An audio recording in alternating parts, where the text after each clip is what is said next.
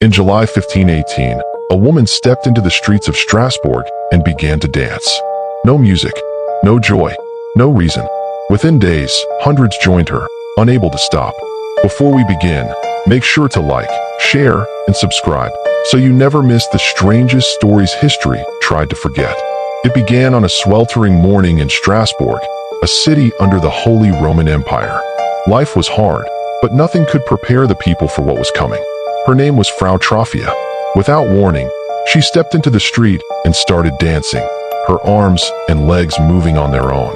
At first, neighbors laughed. They thought she was performing or maybe mocking the church. But the laughter faded when she didn't stop. As the sun set, she was still dancing. The torches lit the street, and she moved as if trapped in an invisible rhythm. Her husband begged her to rest. She couldn't. Her body refused to stop. Her feet bled, yet she kept moving. Even after collapsing, she would rise again, trembling, dancing, as if possessed by something unseen. Soon, others joined her. Dozens, then hundreds. By the end of the month, the streets were filled with dancers, day and night. Priests and healers watched in horror. Was this witchcraft, a curse, or divine punishment for their sins? City doctors examined the dancers. They ruled out demons and called it a natural disease caused by hot blood. They believed the cure was to keep dancing, so they encouraged it. The council built stages and hired musicians, turning despair into a deadly carnival. The sound of drums filled the air.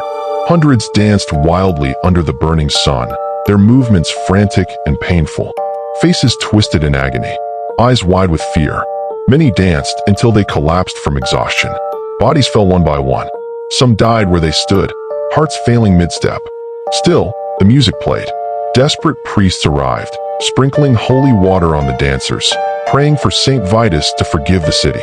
Saint Vitus, the patron saint of dancers. People believed his wrath had cursed Strasbourg.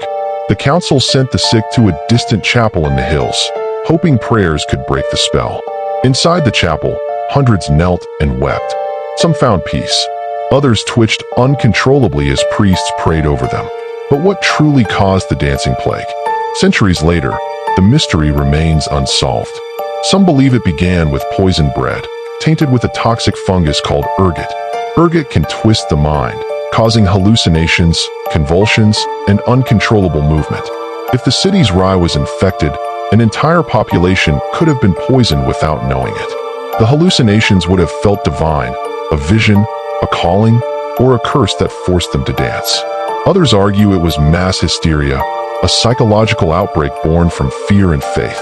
Strasbourg was plagued by famine, disease, and despair. People believed they had angered God himself. Fear spread faster than any illness. People confessed, prayed, and begged for forgiveness, terrified of divine punishment. Yet the dancers kept moving. Bleeding feet, trembling limbs, no rest, as if their bodies had betrayed them. Witnesses said it wasn't joyful dancing. It was violent, painful, a body at war with itself. Doctors argued. No cure worked. The more they tried, the more the dancers suffered. City leaders panicked. They banned music, shut taverns, and ordered silence. But it was too late. Even without music, the dancers kept moving, as if the plague had a will of its own. Some claimed to see glowing visions, angels, saints, or lights guiding their steps into madness. It was mass hysteria, hallucination, or maybe something deeper, the human mind cracking under terror. Families watched helplessly as loved ones collapsed. Healers wept. Strasbourg became a city of chaos and fear. Finally, priests led the remaining dancers to the mountains, to the chapel of Saint Vitus. Through fog and forest, the procession walked in silence, desperate for salvation. Inside the chapel, priests prayed and pressed holy crosses to the dancers' foreheads. Slowly, the movement stopped. By early September, the city fell silent. The plague had vanished, as suddenly as it began. All that remained were broken shoes, splintered drums, and the memory of a nightmare.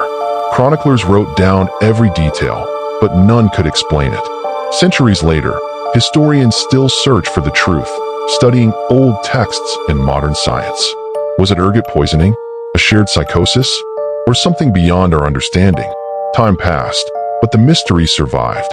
whispered through generations as one of history's strangest plagues. Paintings and records remain, haunting reminders of when fear made the human body dance itself to death.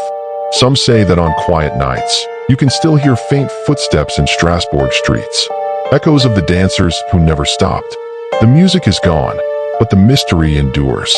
A story of faith, fear, and the power of belief. All of it began with one woman's step, a dance that consumed a city and baffled the world. 5 centuries later, the dancing plague remains one of the greatest enigmas in history. If this story captivated you, don't forget to like, share, and subscribe. Because sometimes, the strangest mysteries aren't fiction, they're history.